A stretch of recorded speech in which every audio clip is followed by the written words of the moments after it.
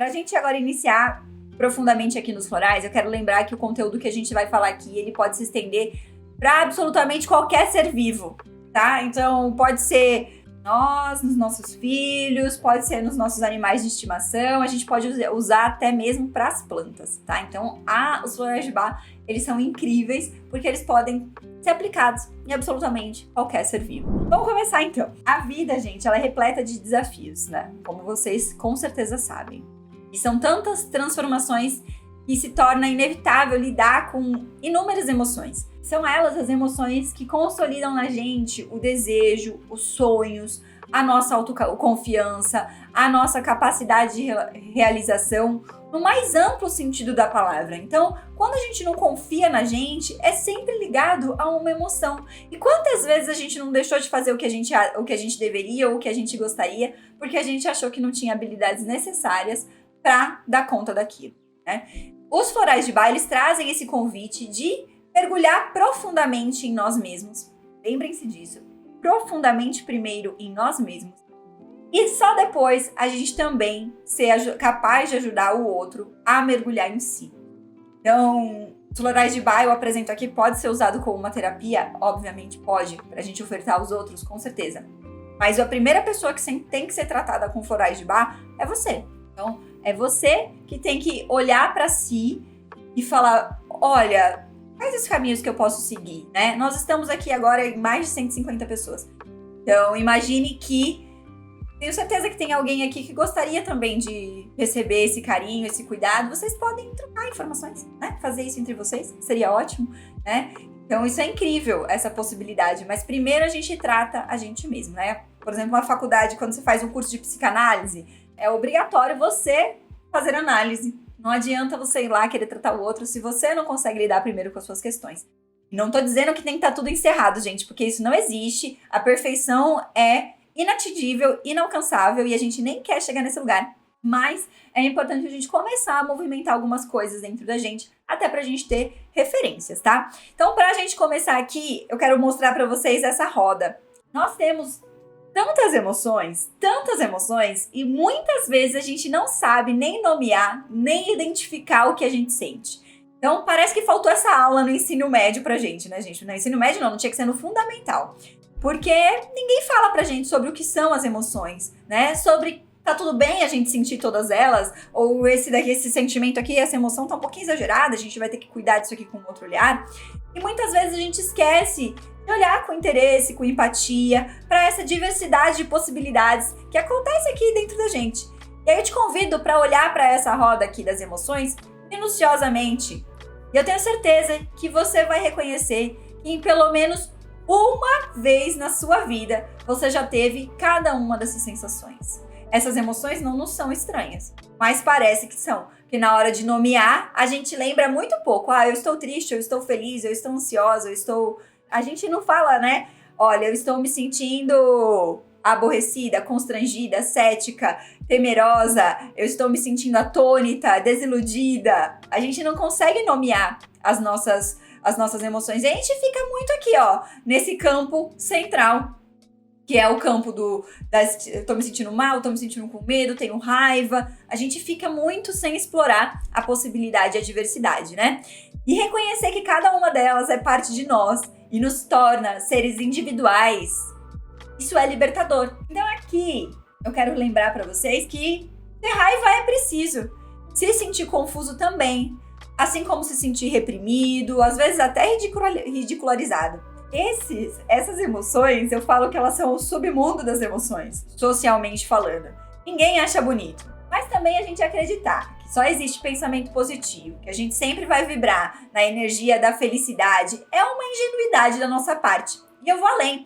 Quando a gente fala sobre ter emoções positivas, pensamentos positivos, ações generosas, amar e perdoar a todos, isso é absolutamente irreal e aprisionador. São a partir desses estados negativos que a gente consegue chegar aos estados positivos. Porque a gente só conhece o nosso lado B, se a gente não conhece o nosso lado B, a gente não consegue expressar a nossa verdadeira essência. A gente fica ali preso, né? Num ideal de perfeição, sempre tentando se lapidar e chegar a algum lugar. Mas a gente precisa reconhecer essas emoções negativas e elas são extremamente importantes. Quem assistiu aqui Divertidamente sabe como isso é importante. Quem não assistiu, fica de dever de casa depois que terminar aí, vai numa sessãozinha, cineminha tarde, e aproveita e assiste divertidamente, que você vai entender a importância de cada uma dessas emoções. E aí é essa desconexão entre a nossa verdade interior e a vida que a gente escolhe viver, ou que a gente gostaria de viver, que realmente nos leva até a doença, né? Ninguém quer ficar vibrando ali na raiva, no medo, na tristeza o tempo inteiro. A gente quer se modificar, porque o excesso dessas energias negativas é que vão ali promover a doença, né? Então, segundo o Dr. Edward Bach, a doença, ela é considerada uma manifestação física resultante do desequilíbrio emocional e mental. O que é isso? Uma desarmonia, né? Entre o que você gostaria de ser e o que você realmente é. Uma briga, uma luta que acontece dentro da gente todos os dias. E ele acreditava que essas emoções negativas em excesso, esses conflitos internos, eles eram as raízes das doenças físicas. E que abordar isso era fundamental para promover a cura e o bem-estar. Eu tenho certeza que todo mundo que está aqui concorda comigo. Que os estados emocionais, eles são assim, imperativos para a manifestação da doença. Quem nunca passou por um estresse muito grande e percebeu que a imunidade baixou, ou pegou uma gripe, ou desenvolveu um herpes, ou enfim, qualquer coisa, né? Eu tive um paciente uma vez e ele estava fazendo uma mudança, uma reforma na casa, estava com obra, e ele desenvolveu vitiligo. Então, vejam como os estados emocionais, eles são realmente muitas vezes, as sequências iniciadoras para a doença, né? Então, Bach, ele acreditava que emoções como o medo, a ansiedade, o estresse, a raiva, a tristeza, eles poderiam ali atrapalhar a vitalidade do corpo e criar um ambiente propício para o desenvolvimento das doenças. Ele via a doença como um sinal de que a pessoa estava desconectada do seu interior, das suas emoções, e essa desconexão, por sua vez, levaria a desequilíbrios energéticos e à manifestação dos sintomas físicos. E aí, em vez de tratar somente os sintomas físicos, o Bach propôs ali uma abordagem holística para a cura, focando nessa restauração do equilíbrio emocional e mental. Então, para quem está aqui e não sabe o que é holístico não é esotérico. Holístico é quando a gente trata o ser integralmente, pensando no corpo, mente, espírito, tudo que compõe aquele ser que está ali na nossa frente, tá? Então, é isso que é uma abordagem holística. E aí ele desenvolve as essências florais como um meio de reconectar as pessoas com as suas emoções e ajudá-las ali a superar os desafios. E aí cada essência floral, ela corresponde a um estado emocional ou mental em particular. E abordar esses desequilíbrios, ele é realmente fundamental para a gente conseguir fazer com que o nosso corpo também seja capaz de se curar, né? Obviamente, os florais, eles não são uma promessa de cura para doenças complexas, nem devem parar a alopatia ou a medicina chinesa ou qualquer outra coisa que você esteja fazendo. Ele vem realmente para complementar esses tratamentos e para ir tratando ali as dores da alma, de maneira que essa pessoa consiga caminhar em direção à vitalidade, né? Encontrar aí o seu próprio caminho de... E quem foi Dr. Edward Bach? Ele nasceu em 86, em Moseley, perto de Birmingham, e desde jovem ele desenvolveu um interesse profundo pela natureza e pela saúde. Ele iniciou sua jornada médica estudando no University College Hospital, em Londres, e ele se formou em 1912. Gente, muito tempo atrás, né? Muito tempo, mas nem tanto, né? 111 anos a gente tá aqui comemorando. E aí, durante seus anos como médico, ele começou a questionar o foco da medicina convencional, que se centrava principalmente nos sintomas físicos das doenças, e a sua busca levou ele a acreditar que as doenças tinham raízes mais profundas, muitas vezes ligadas a esses desequilíbrios emocionais e mentais. E essa convicção levou ele a explorar aí as abordagens mais holísticas da cura. E aí, em 1930, ele começou a trabalhar no Hospital Homeopático de Londres, onde ele começou a desenvolver a terapia de homeopatia com seus pacientes. Mas ele sentiu que ele poderia ir mais longe, né, e criar aí um método natural de cura que fosse acessível para todos, não somente aqueles que podiam pagar por tratamentos médicos. Então, os florais de Bach já nascem com essa proposta, que é alcançar a todos. E aí foi nessa época que ele começou a pesquisar as plantas, as flores, que podiam possuir ali propriedades curativas para esses desequilíbrios emocionais e mentais, que ele acreditava estar na origem das doenças. Ele passou muito tempo dentro de áreas rurais, na Inglaterra, observando as plantas em seus ambientes naturais e ali intuindo suas capacidades curativas. A sua pesquisa resultou em 38 flores específicas, cada uma correspondendo a um determinado estado emocional e mental.